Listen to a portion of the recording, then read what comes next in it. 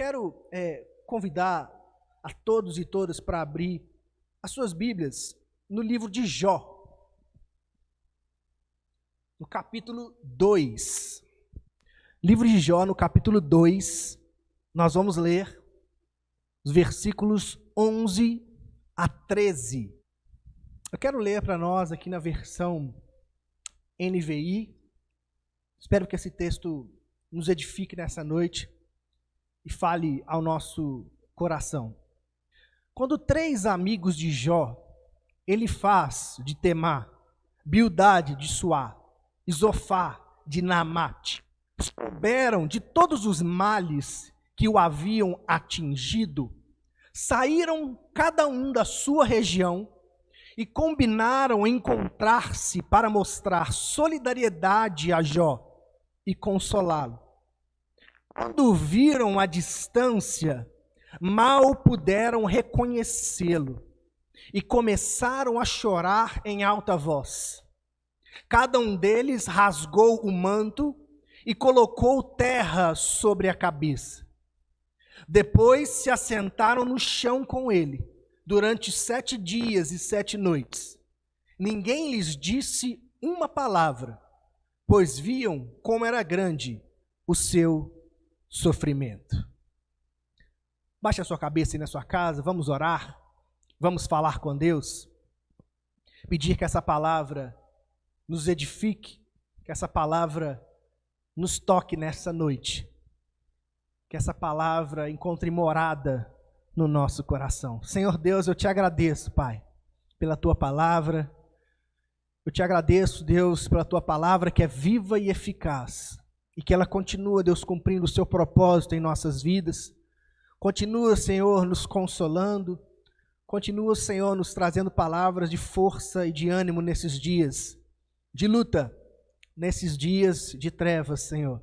Que o teu Espírito Santo continue nos sustentando, Deus. Continue enviando amigos. Continue enviando pessoas, Senhor, ao nosso lado, para exercer solidariedade, para trazer palavras de ânimo, de consolo, para chorar conosco, Senhor, e para nos abraçar nesses dias, Senhor. Assim eu te peço, assim eu te agradeço, em nome de Jesus. Amém e amém. Glória a Deus. Nessa semana, irmãos, uma pergunta ficou constantemente na minha mente. Eu tenho que conversar para os irmãos que essa semana para mim foi horrível. Foi uma semana, sabe, uma semana ruim, sabe? Semana que você não passa bem, que você não está bem, que a sua mente não está bem. Foi uma semana difícil de se passar. E acompanhar as notícias também que estão acontecendo, cada dia mais a nossa mente, o nosso coração fica mais angustiado. Como eu disse lá no começo dessa pandemia, a gente tem que filtrar muito bem, né? A gente tem que não assistir tantas coisas para não deixar a nossa mente se angustiar apenas com isso. Mas o fato é que, mesmo assim, assistindo pouco a pouco já é o suficiente para o nosso coração se entristecer, para o nosso coração ficar mal diante do sofrimento que o nosso mundo está passando e diante da angústia que é viver nessa condição, diante da luta que é viver nesse ambiente de pandemia. Não sei você, mas tem pessoas aí que a rotina estão até parecidas, né? Alguns já voltaram ao trabalho, já estão desenvolvendo as suas atividades, mas a rotina mudou, o dia a dia mudou, e isso nos angustia. Tenho que confessar para os irmãos que isso é angustiante. Esse momento é difícil de se viver. Nós não temos a receita de como enfrentar isso. Nós estamos aprendendo, né? Dia a dia, aprendendo a lidar com isso. Noite a noite, mal dormida, aprendendo a lidar com essa situação, acordando e vivendo e tentando vencer esse momento. E aí uma pergunta me veio profundamente ao meu coração. O que nós, como discípulos e discípulos de Jesus, devemos fazer diante do sofrimento? Qual deve ser a nossa postura diante do sofrimento alheio? Diante do sofrimento do mundo? nós estamos vivendo num momento caótico de sofrimento. E aí eu faço essa pergunta: qual deve ser a nossa postura? O que fazer diante dessa situação? E essa pergunta veio à minha mente porque essa semana li muitas lideranças religiosas, pastores, escrevendo sobre o sofrimento, tentando encontrar respostas para isso, tentando trazer razão para esse sofrimento, tentando trazer sentido para essa situação, tentando justificar Deus diante desse contexto. E as tentativas são das mais diversas. Teologicamente falando, essa tentativa de justificar Deus tem um nome, e isso é chamado de teodiceia. Na história do mundo e da história da igreja, sempre que algo caótico aconteceu, sempre que uma situação fora do normal, uma situação a qual não encontramos sentido aparente acontece, nós sempre tentamos encontrar sentido e respostas para o caos. A morte repentina de alguém que não se esperava, a morte de uma criança, pandemias, doenças, acidentes sem iguais. Sempre que se tenta justificar Deus diante da situação, isso se chama teodiceia. E a história da igreja sempre construiu inúmeras teodiceias, inúmeras formas de justificar Deus. Nesses dias você encontra várias, diversas, inúmeras. Você põe aí no Google, quando chegar em casa, teodiceia, você vai encontrar milhões. Vai encontrar várias formas de justificar Deus. Uns falam que Deus mandou a pandemia. Outros falam que não, que a pandemia não é ação de Deus, é consequência do ser humano. E assim vai. E inúmeras justificativas e tentativas de encontrar sentido para essa situação sem sentido. Para essa situação que é complexa. Acontece. E eu li o texto de Jó, por quê? Porque o texto de Jó fala sobre sofrimento. O texto de Jó é um texto da Bíblia muito enigmático, para dizer assim. É um texto que a gente lê, mas lê só as partes que nos agradam, né? A gente lê o começo e lê o fim do livro. A gente lê que Jó era um homem justo, e Deus deixou Satanás ir lá tirar tudo da casa dele, e que depois Deus multiplicou o que ele tinha. A gente lê o texto de Jó basicamente assim. Só que o texto de Jó, ele é um texto muito mais complexo. É um texto que, se nós lermos com calma e observarmos, nós vamos perceber que no texto de Jó nós temos tentativas de justificar Deus perante o sofrimento de Jó. Nós percebemos no livro de Jó, e podemos encontrar aqui algumas teodiceias, algumas formas de justificar Deus. Esses 3 amigos de Jó, por exemplo, aqui que eu li sobre eles, depois que acontece essa situação que nós lemos, a partir do capítulo 3, começa um bloco gigante de um diálogo desses amigos de Jó e Jó. Cada amigo chega para Jó e faz uma acusação. Um amigo chega assim: Jó, você está sofrendo isso, sabe por quê? Porque você pecou. Um dos amigos fala assim: Jó, você está sofrendo isso, sofreu isso, porque você pecou. Porque você não tinha razão nenhuma aparente antes. Mas se você está sofrendo isso, é porque você pecou. E os 3 amigos de Jó partem desse pressuposto. Os 3 amigos de Jó trazem de volta essa ideia de maneiras diferentes. Você pode ler com calma, o texto é longo. Leia com calma na sua casa durante essa semana o livro de Jó. E cada amigo vai colocando as suas justificativas. A sua geração pecou, você pecou, alguma coisa de errado você fez, e Jó tenta também se defender. É um diálogo dos amigos, desses 3 amigos de Jó e Jó. E o que está por trás aqui desse texto? O que está por trás aqui do livro de Jó? O que está por trás dessa acusação dos amigos de Jó? O que está por trás? Qual que é a mentalidade por trás da fala desses amigos de Jó? É uma coisa que é muito relevante de ser exposta e que precisamos entender. Porque quando a gente vai interpretar a Bíblia, quando a gente vai ler a Bíblia, a gente precisa fazer algumas perguntas importantes. Qual que era a mentalidade da época? Qual que eram os ideais da época? Né? Porque a gente não pode ler a Bíblia com os nossos óculos de hoje. A gente precisa tentar colocar o óculos da cultura a qual o texto foi escrito. Isso é muito importante para a gente entender um texto bíblico. Então, olhar para o livro de Jó, a gente precisa perguntar, por que esses homens falam? Por que eles falaram, esses homens amigos de Jó, acusaram Jó, que ele tinha acontecido tudo aquilo com ele porque ele tinha pecado? Porque naquela época existia uma ideia, que era a ideia da retribuição. O que é a ideia da retribuição?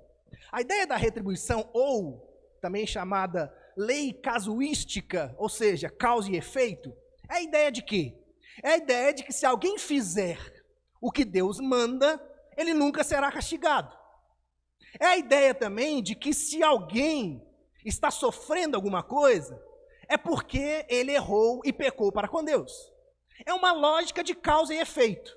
Você pecou, você vai sofrer. Você está certinho com Deus, você não vai sofrer nada.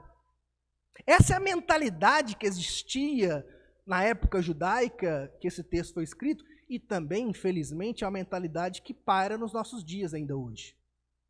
Só que o texto de Jó é um soco no nosso estômago. Porque o texto de Jó desmonta essa ideia.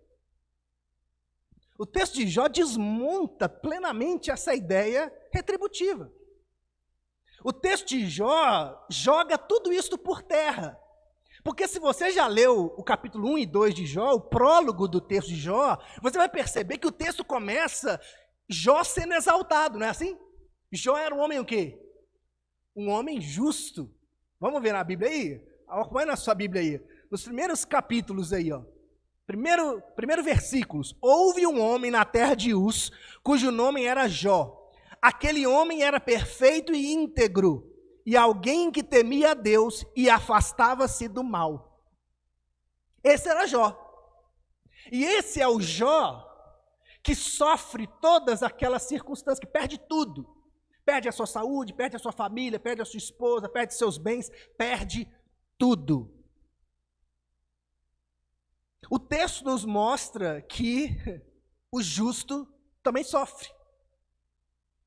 O texto nos mostra que o sofrimento ou a prosperidade não depende de nós. Sofrer ou prosperar não depende das minhas atitudes apenas. Depende do agir e das consequências da vida. Porque aqui, nesse texto, um homem justo, perfeito, íntegro, que temia Deus, se afastava do mal, era Jó. Por causa da permissão de Deus, o diabo vai lá e tira tudo dele. Nós temos esse contraste para começar a nossa mensagem de hoje. Nós temos esse questionamento. Afinal, por que o justo sofre? Por quê?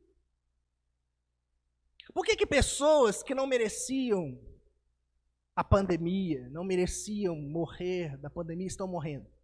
Por que talvez pessoas que podem estar se cuidando, estão fazendo todas as medidas cabíveis para se proteger, cumprindo o isolamento, ainda assim podem morrer? Essa é a pergunta. Essa é a pergunta difícil que está diante de nós e que nos angustia. Mas sabe a coisa mais engraçada? É que o livro de Jó não responde isso. Se você lê o livro de Jó, eu já li algumas vezes, se você lê com calma e lê atentamente, um livro que é muito poético, e você vê ali conversas maravilhosas, vê Jó abrindo o seu coração, bravo com aquela situação, lamentando. Jó chega a amaldiçoar o dia que ele nasceu, ele está angustiado com aquela situação. Se você ir lendo a história e percebendo, o texto não explica por que Deus permitiu que aquilo acontecesse. A razão do sofrimento não se explica. O livro não está preocupado com isso. O livro de Jó não está preocupado em responder essa pergunta. O ensinamento, na minha percepção aqui do texto, é muito maior do que apenas uma explicação racional acerca do sofrimento. O livro de Jó é muito mais complexo. A vida é mais complexa. A vida não é simples. Para mim, um dos primeiros grandes ensinamentos que a gente percebe no livro de Jó é isso. Que a vida não é simples, que a vida não é baseada em causa e efeito, que a vida não é baseada num cálculo matemático qualquer. A vida é complexa, as coisas acontecem, as situações de sofrimento acontecem, as situações de bênção acontecem. As coisas acontecem. E o desafio para nós que somos discípulos do Senhor Jesus é saber como vamos lidar com as circunstâncias que acontecem na nossa vida. Porque Jó soube lidar com os dois momentos. Jó foi humano, Jó foi vulnerável em todos os momentos. Quando ele sofreu, ele foi diante de Deus e lamentou. Ele brigou com Deus. Ele questionou Deus, ele abriu seu coração, ele ficou triste com aquilo. Mas ele não abandonou o Senhor. Esse é o detalhe. Esse é o detalhe. A sua mulher, a mulher de Jó, no capítulo 2, chega para ele e diz o quê? Amaldiçoa o teu Deus e morre. O que ele responde? Se nós estávamos com Deus quando tudo estava bem, nós também estaremos com Deus quando tudo estiver mal. Acompanhe no capítulo 2, um pouquinho antes aí de onde nós estávamos.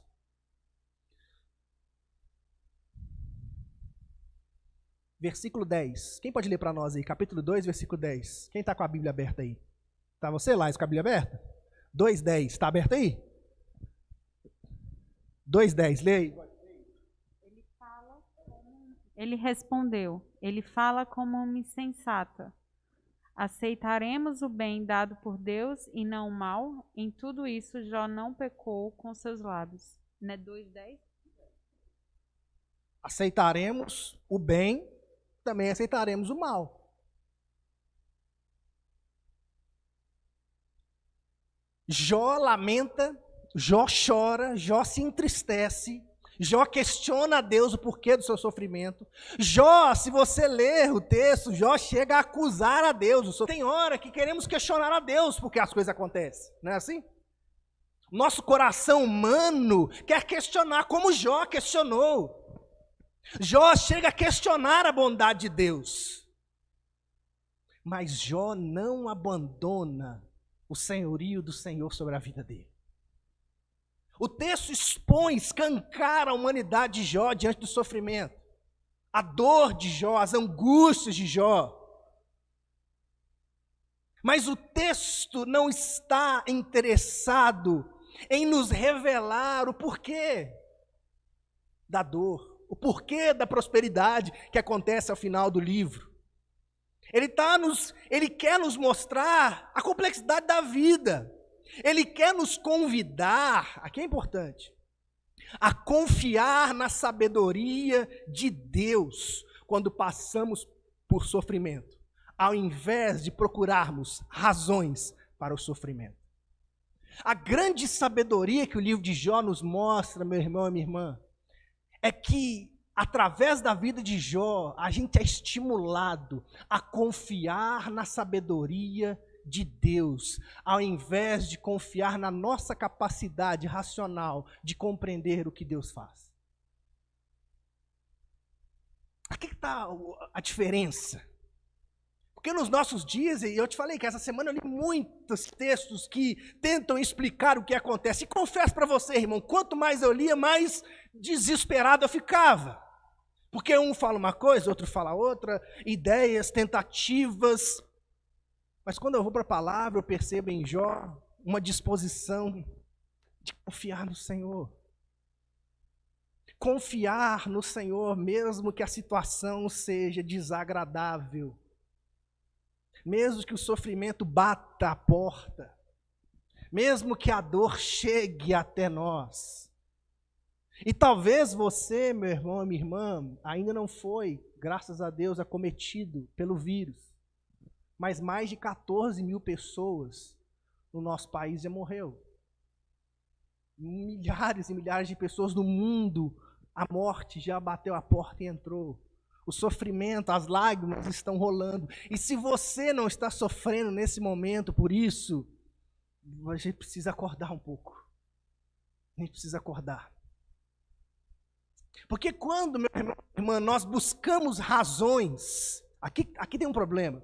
Quando nós buscamos razões em vez de confiar, quando nós buscamos entender racionalmente o que acontece, em vez de confiar no Senhor, de confiar na sabedoria de Deus, nós podemos cair em dois extremos que aconteceu no livro de Jó. O primeiro é simplificarmos Deus, como os amigos de Jó fizeram. Os amigos de Jó tentaram simplificar Deus. Olha, Jó, você está tendo isso aí porque você pecou. Então, ou seja, os amigos de Jó tentaram simplificar o agir de Deus numa forma retributiva e casuística, causa e efeito. Deus age assim, fez, tá bom, não fez, tá errado. Os amigos de Jó tentaram simplificar a Deus. Enquanto na outra extremidade, Jó acusa a Deus, baseado em evidências limitadas. Jó não sabia o que estava acontecendo, e pelo seu desespero, pela sua angústia, ele começa a acusar a Deus, de que Deus estava fazendo sofrer, mas na verdade ele não tinha como ter clareza de que isso estava acontecendo. Mas quando nós buscamos razões, a gente fica nesses extremos. Fica nos extremos. Ou é um ou é outro, ou é um ou é outro.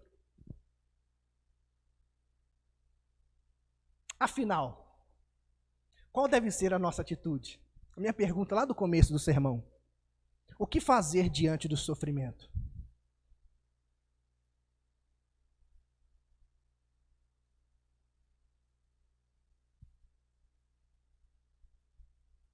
Nós que somos discípulos e discípulos de Jesus, o que fazer diante do sofrimento? Eu queria colocar para nós 3 coisas que eu acredito que nós, como discípulos e discípulas, devemos fazer diante do sofrimento, diante dessa situação que estamos enfrentando. E diante de qualquer sofrimento que você venha enfrentar. O texto que lemos no começo fala sobre esses 3 amigos de Jó. E esses 3 amigos de Jó, depois desse momento, eles não são exemplos para nós, porque a tradição judaica tem essa forma de ensinar. Ela nos ensina com um anti-exemplo. Os amigos de Jó, na fala e na acusação a Jó, não são exemplos para nós. Mas aqui nesse texto que lemos, esses homens e a atitude desses homens, primariamente, traz uma sabedoria profunda para o meu coração e que eu queria compartilhar para vocês nessa noite. Voltando aqui no capítulo 2, versículo 11 a 13, nós temos o texto que lemos no começo. Os 3 amigos de Jó, ao ouvirem que eles estavam enfrentando aquele mal, decidiram ir até Jó, decidiram se mover, decidiram sair da sua terra, decidiram sair do seu habitat e se encontrar com este amigo. Eles combinaram de se encontrar para um fim, eles tinham um propósito, eles se reuniram e falaram: vamos até Jó, porque Jó está sofrendo e nós precisamos mostrar o quê? Solidariedade e consolo. A primeira coisa, meu irmão e minha irmã, que eu aprendo com esses 3 amigos de Jó, que eu e você, como discípulos e discípulas de Jesus, precisamos fazer diante do sofrimento do outro, antes de encontrar razões, antes de tentar acusar, antes de encontrar os vilões desta situação, a nossa primeira atitude precisa se mover com solidariedade para levar consolo aos que sofrem. A primeira atitude dos amigos de Jó, essa primeira atitude nos marca, porque Diante do que acontece, das coisas que acontecem, infelizmente nós ainda somos tomados por essa ideia retributiva. A gente tenta encontrar porquês. A gente tenta encontrar as razões. A gente se pergunta, onde foi que eu errei? Onde que eu pequei para que isso acontecesse? Qual foi o meu erro? Eu sou tão bom. Eu faço as coisas certinhos. Por que eu estou sofrendo isso? Eu sempre cumpro os mandamentos. Eu sempre faço o que Deus manda. E por que eu sofro isso? Talvez essa pode ter sido algum dos questionamentos que você já teve diante dos sofrimentos que você passou. Talvez esse pode ser o questionamento de alguns diante dessa circunstância que estamos vivendo no nosso mundo.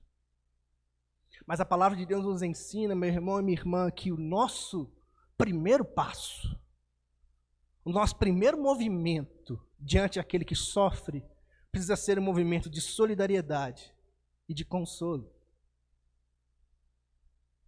Esses homens decidiram se mover em direção a Jó, para levar consolo diante da dor que ele enfrentava, diante da perda absurda e sem sentido que ele vivenciou. Jó perdeu tudo, irmãos. Jó poderia ser considerado um cara de classe alta, um cara com excelentes condições de vida. A vida estável, a vida de vento em polpa, os negócios indo bem. A família maravilhosa, a família nos caminhos do Senhor, tudo fluindo, tudo acontecendo, e de um dia para o outro, puf, tudo ruim, tudo se perde, tudo se esfarela no esquecimento, a sua saúde se desfaz. Mas aqueles homens se moveram em direção a Jó, não para apontar, não para questionar, não para justificar Deus, para encontrar razões do que tinha acontecido, mas primeiramente em solidariedade e para trazer consolo àquele homem. E isso me faz lembrar uma fala de um teólogo e de um pastor que eu gosto muito, que é um teólogo alemão chamado Bonhoeffer. Esse pastor e teólogo, ele foi pastor no período do nazismo na Alemanha. E ele foi um dos poucos pastores que lutaram contra o nazismo na Alemanha, que é um dos regimes mais assustadores e maus da nossa história. E esse homem, com a palavra de Deus, e através da palavra de Deus, lutou contra. E esse homem, por causa da sua busca, por causa da sua luta, por causa do seu empenho contra esta ditadura, foi preso num campo de concentração. E num campo de concentração ele escreveu uma coisa, que diante do sofrimento ele se questionou, né? Por que passamos por isso? Ele escreveu uma frase que marca o meu coração, que somente o Deus que sofre pode socorrer. Deus nos socorre. Deus é solidário conosco. Deus nos consola, porque Ele também sofreu em nosso lugar. Somente o Deus que sofre pode socorrer.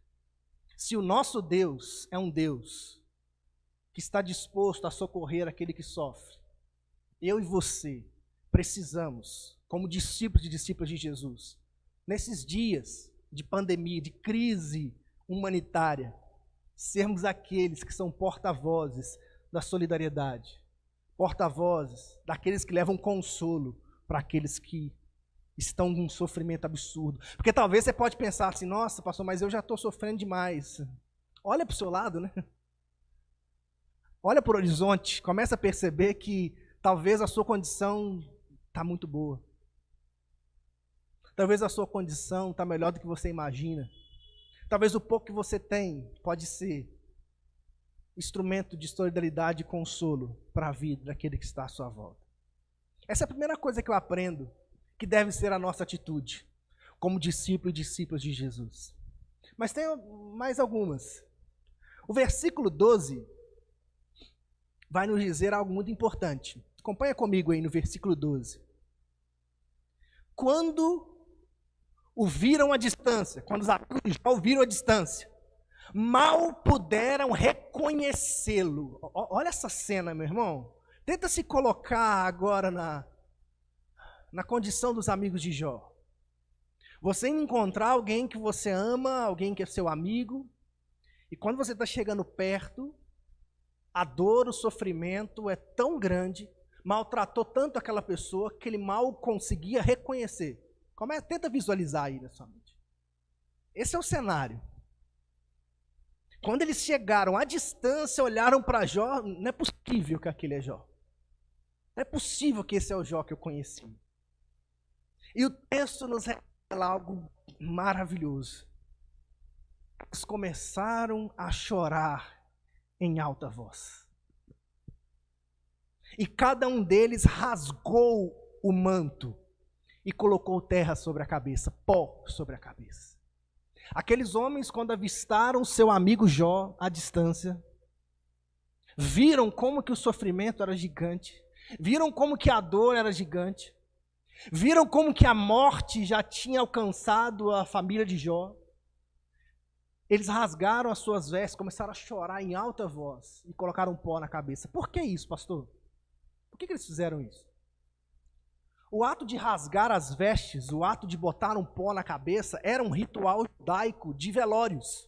Nos velórios, as famílias que estavam ali velando o morto como símbolo de tristeza, símbolo de luto, eles rasgavam as suas vestes e colocavam pó na cabeça.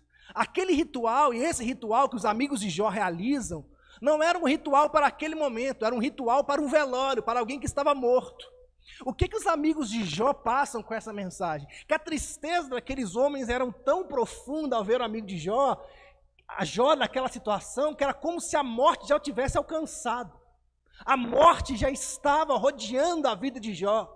E diante daquele contexto tão doentio, tão mau, sofrimento tão intenso, os amigos de Jó rasgam as suas vestes, colocam pó na cabeça e começam a chorar. Começam a lamentar a situação de Jó. E para mim, meu irmão, minha irmã, essa deve ser a nossa segunda atitude que eu aprendo nesse texto diante do sofrimento. Antes de encontrar respostas, antes de encontrar porquês, antes de encontrar e tentar dar soluções para a dor, precisamos orar com os que choram. Precisamos lamentar a perda do outro. Precisamos derramar lágrimas pela dor daquele que está perto de nós. O Evangelho no Novo Testamento vai nos alertar sobre isso, que precisamos nos alegrar com os que se alegram e chorar com os que choram. Por isso que nós, como igreja, nesses dias, meus irmãos, precisamos chorar. Como discípulos do Senhor Jesus, a igreja é convidada a dar menos respostas teológicas e derramar mais lágrimas pelo que sofre. A igreja do Senhor, os discípulos do Senhor Jesus, nesses dias são chamados a menos diálogos racionais e mais solidariedade, consolo e lágrimas derramadas pelo que sofrem.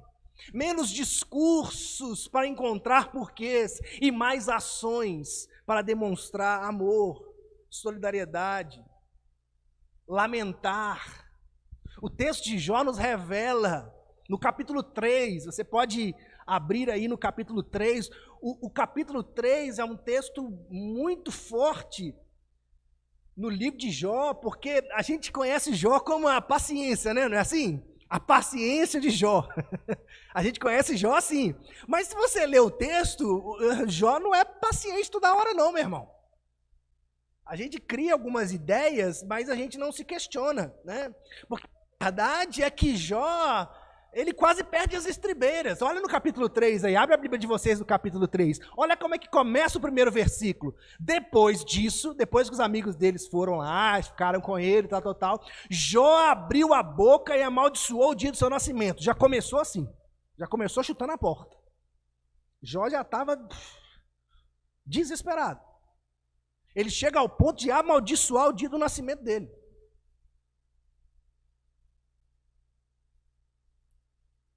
pereça o dia do meu nascimento e a noite em que disse, nasceu o menino. Ele começa no capítulo 3, você pode ler aí com calma. Você percebe como que Jó está extremamente amargurado e triste, a tristeza dominou Jó naquele momento, é o momento de lamentar. E a Bíblia não faz questão de esconder isso, ela nos revela. Porque nos mostra que em momentos assim, meus irmãos, antes de encontrarmos respostas, de encontrarmos porquês, nós precisamos chorar e lamentar.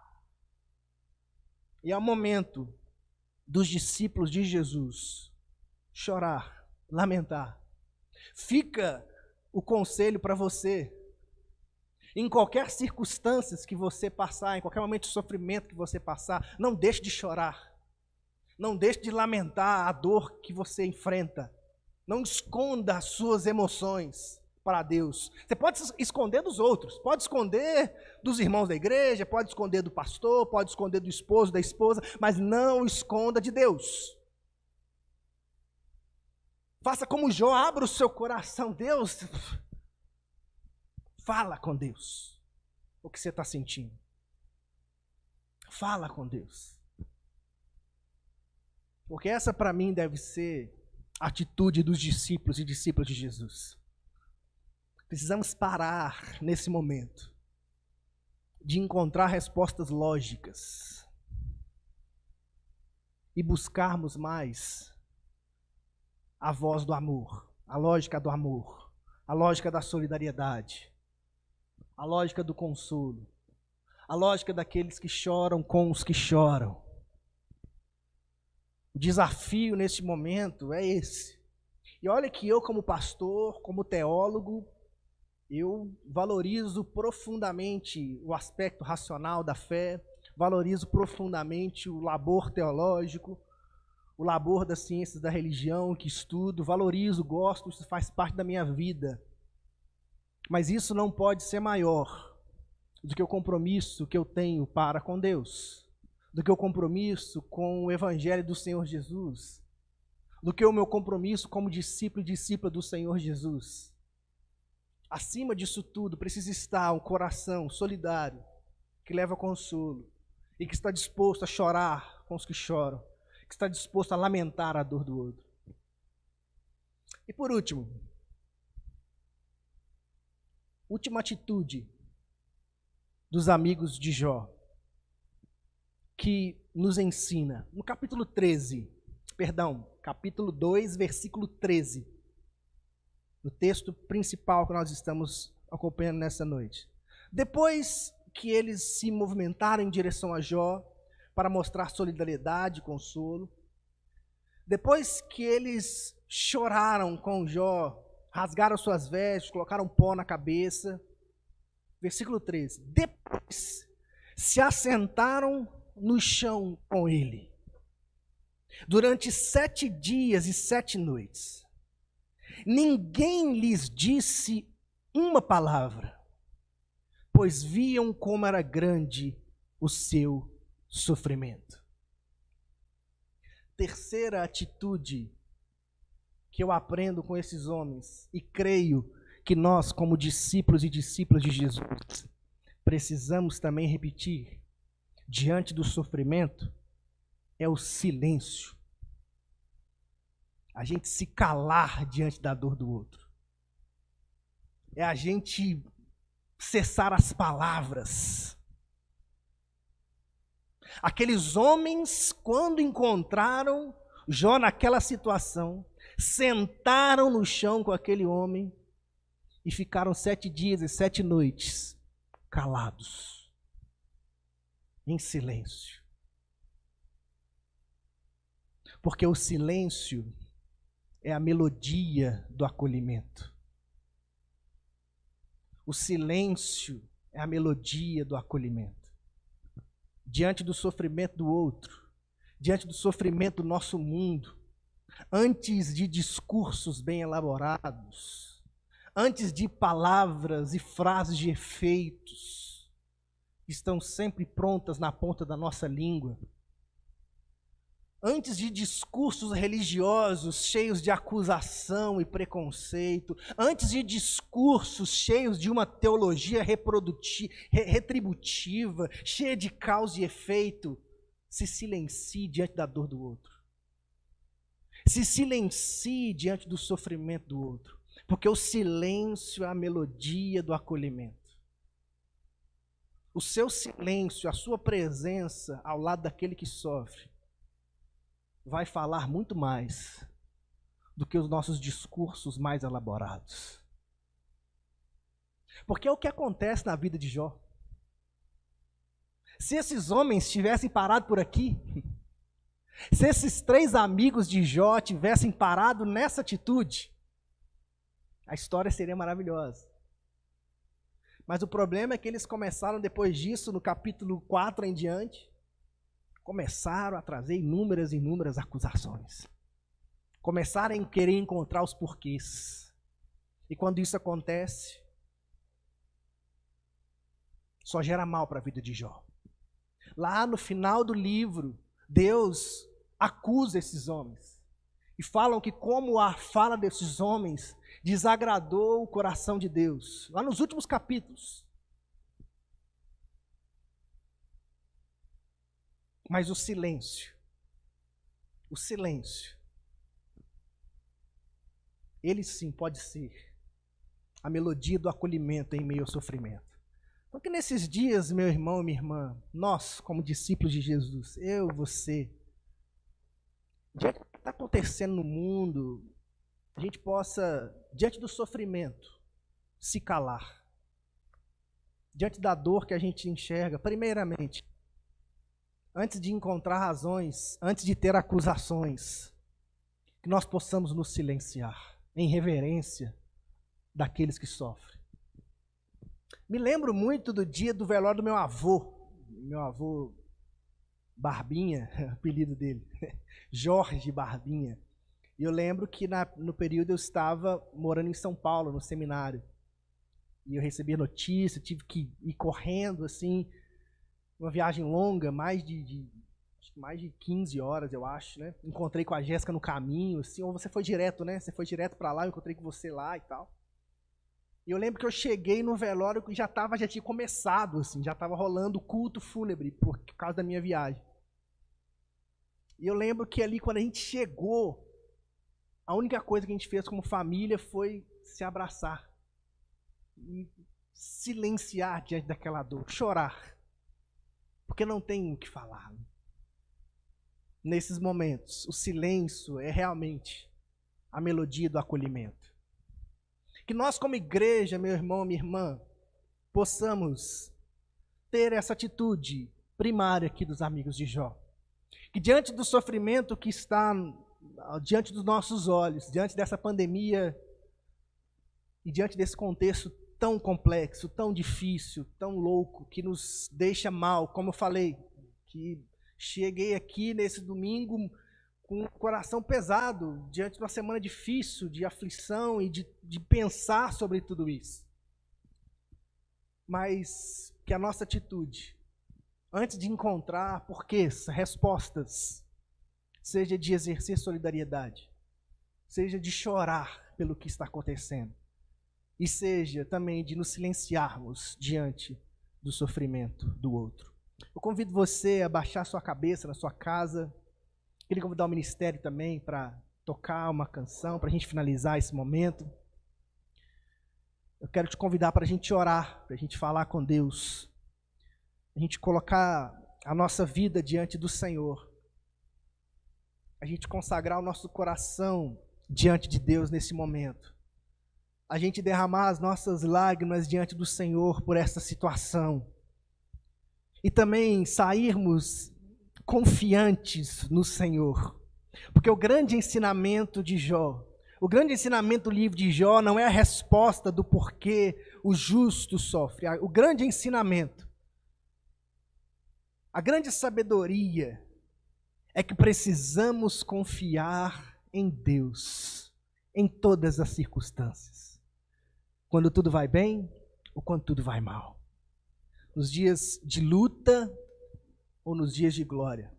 Que Deus nos dê essa sabedoria, que Deus nos dê essa graça, que Deus nos dê essa força de vivermos o Evangelho do Senhor com sabedoria.